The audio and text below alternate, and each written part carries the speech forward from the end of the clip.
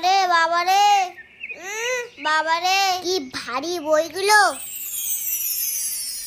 এই নাও ঠাকুর, আমার বইগুলো সব তুমি নিয়ে নাও, আর তোমার সব বিদ্যা বুদ্ধি আমার দিয়ে দাও, যাতে আমার পরীক্ষার আগে পড়তেই না হয়। আমার পড়তে একটু ভালো লাগে না, শুধু খেলতে ইচ্ছা করে, আর মা শুধু জোর করে করে পড়তে বসায়।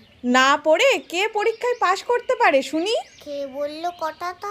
গলাটা যেন চেনা চেনা লাগছে, মনে হচ্ছে ঠাকুরই কথা বলছে। সামনে পরীক্ষা কিন্তু, পুজোর সুতো কাটার সাথে সাথে যেন বইগুলো ঘরে আনা চাই, না হলে পিঠে মার পড়বে।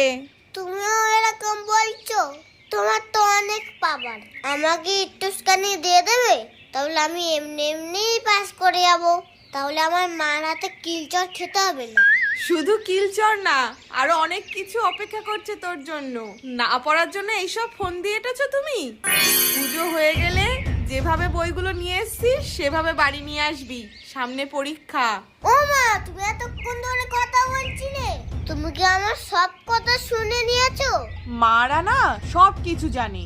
ও ঠাকুর, তুমি আগে আমারে বাঁচাও। সরস্বতী মহাভাগে তো কমনো চলে, বিশ্বরূপে বিলাসাক্ষী, দেবী দেবী নমস্তুতে, দেবী দেবী নমস্তুতে। মন্ত্রটাও তো ঠিক করে বলতে পারিস না, ঠাকুর আবার কি পাওয়ার দেবে তোর? ও ঠাকুর, তুমি আরো 10 দিন থেকে যেও প্লিজ, আর আমার 10 দিন ছুটি।